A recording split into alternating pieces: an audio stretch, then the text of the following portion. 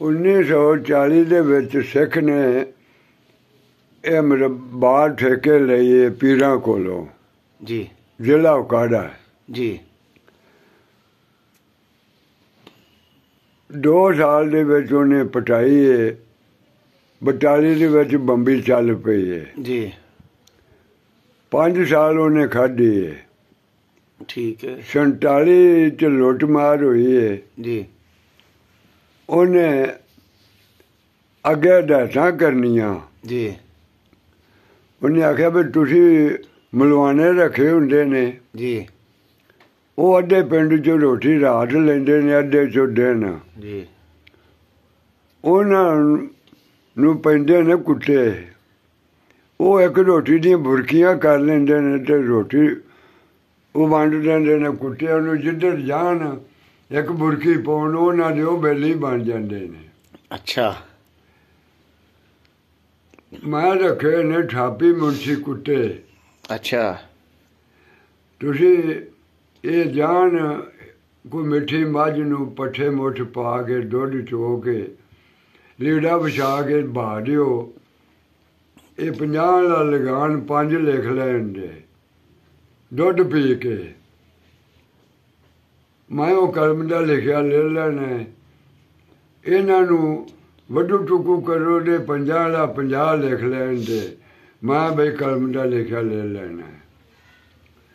ਮੋਢੋ ਦਿੰਦਾ ਸੀ 2 ਪੱਤਰ ਮੁਰੱਬੇ ਦੇ ਸਾਲ ਪਿੱਛੋਂ ਕਹੀ ਦੇ। ਠੀਕ ਹੈ। 2 ਫੱਟੀਆਂ ਦੇਣੀਆਂ ਨੇ, ਆ ਫਾਲੇ ਹੱਲਾਂ ਦੇ ਬਣਾਓ। ਜੀ। ਇਹ ਸਹੂਲਤਾਂ ਹੁੰਦੀਆਂ। ਬੰਬੇ ਦੇ ਉੱਤੇ ਉਹਨੇ ਮਾਛਣ ਭਾਈ ਹੈ। ਬੰਦਾ ਪਾਣੀ ਲਾਉਣ ਗਿਆ ਬੰਬੀ ਤੇ ਫੇਰਾ ਮਾਰੇ ਵੀ 2 ਮੋਟਰ ਚੱਲਦੀ ਹੈ, 2 ਚੱਲਦੀਆਂ ਨੇ। ਉਹ ਮਾਛਣ ਕੋਲੋਂ ਦਾਣੇ ਲਏ, ਗੁੜ ਵੀ ਉੱਥੋਂ ਲਏ ਫਰੀ। ਠੀਕ ਹੈ। ਉਹ ਪਾਣੀ ਲਾ ਕੇ ਦਾਣੇ ਚੱਬੇ ਦਾ, ਗੁੜ ਖਾਏ ਦਾ। ਉਹਨੂੰ ਤੇ ਭੁੱਖ ਨਾ ਲੱਗੇਗੀ। ਉਹ ਘਰ ਰੋਟੀ ਖਾਣ ਨਾ ਜਾਏਗਾ, ਉਹ ਆਪਦਾ ਪਾਣੀ ਧਿਆਨ ਨਾਲ ਲਏਗਾ। ਠੀਕ ਹੈ। ਉਹਨਾਂ ਨਾਲ ਸਲੂਕ ਕਰੋ ਤੇ ਘਰ ਮੇਰਾ ਖਾਓ। ਜਦੋਂ ਉਹ ਜਾਂਦਾ ਹੈ ਉਸ ਦਿਨ ਇੱਕ ਉਹਦਾ ਪੁੱਤਰ ਕਰਨਲ ਹੈ, ਇੱਕ ਜਰਨਲ ਹੈ, ਸਰਦਾਰ ਬਿਸ਼ਨ ਸਿੰਘ ਦਾ। ਜੀ। ਉੱਥੇ ਮਿਲਟਰੀ ਉਹਨੂੰ ਲੈਣ ਗਈ ਹੈ। ਨਾਲ ਹੀ ਉਹਨਾਂ ਗੱਡੀਆਂ 'ਚੋਂ ਬਾਹਰ ਕੱਢੀਆਂ। ਉਹਨੇ ਆਖਿਆ ਮੱਟ ਹਿਲੋ ਜਦ ਕਰੋ, ਮੈਂ ਭੈਣਾਂ ਭਰਾਵਾਂ ਤੇਰਾ ਵੱਸ ਨਾ ਪਿਆ। ਮਾਣੇ ਵਾਲਾ ਕੁਰਾਨ ਪਾਕ ਪੜੀਚਣ ਲੱਗ ਪਿਆ।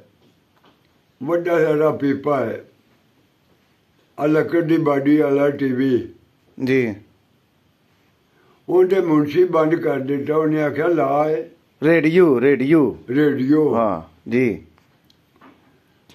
ਉਹ ਜਿਸ ਵੇਲੇ ਉਹਦੇ 'ਚ ਕੋਈ ਮਾਣੇ ਆਏ ਤਾਂ ਉਹਨੇ ਆਖਿਆ ਅਸੀਂ ਰੁਲ ਕੇ ਮਰਨਾ ਹੈ, ਸਾਡੇ ਵਾਸਤੇ ਖਰਚ ਨਾਲ ਆ ਗਿਆ। ਹਰ ਮੁਜਾਰਾ ਉਹਨੇ ਛੱਡਿਆ ਹੈ। ਜੀ। ਉਹਨੇ ਆਖਿਆ ਬਈ ਜੋ ਕੋਈ ਲੜਿਆ ਬੋਲਿਆ ਜੇ ਮੈਨੂੰ ਬਖਸ਼ ਦਿਓ। ਜੀ। ਮੈਂ ਤੁਹਾਨੂੰ ਬਖਸ਼ਿਆ। ਖੁਦ ਜ਼ਿੰਦਗੀ ਨੇ ਵਕਤ ਦਿੱਤਾ ਤੇ ਫਿਰ ਮਿਲਾਂਗੇ ਤੇ ਅਸੀਂ ਹੁਣ ਜਾ ਰਹੇ ਹਾਂ। ਪੀਰ ਮੁਹੰਮਦ ਹਸਨ ਸੀ, ਉਹਨੂੰ ਉਹਨੇ ਸਾਰਾ ਗੱਲਾ ਦੇ ਦਿੱਤਾ ਹੈ, ਘੋੜੀਆਂ ਦੇ ਦਿੱਤੀਆਂ, ਢੱਗੇ ਦੇ ਦਿੱਤੇ, ਹਰ ਚੀਜ਼ ਉਹਨੂੰ ਦੇ ਕੇ ਤੇ ਉਹ ਚਲਾ ਗਿਆ। ਜੌੜੀਆਂ ਦੇ ਕੈਂਪ ਲੱਗਾ ਸੀ, ਉੱਥੋਂ ਫੌਜ ਉਹਨੂੰ ਲੈ ਗਈ ਹੈ ਇੰਡੀਆ ਦੀ। ਉਦੋਂ ਪਿੱਛੇ ਉਹ ਨਹੀਂ ਆਇਆ ਗਿਆ। 1942 ਦੇ ਵਿੱਚ ਬੰਬੀ ਚੱਲੀ ਹੈ। 1947 ਦੇ ਵਿੱਚ ਲੁੱਟਮਾਰ ਹੋਈ ਹੈ।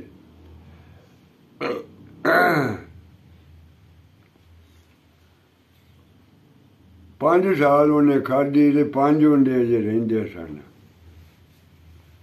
ਇਹ ਪੀਰਾਂ ਨੇ ਮੁੜ ਆਪਦੀ ਜ਼ਮੀਨ ਵੰਡ ਵੁੰਡ ਲਈ।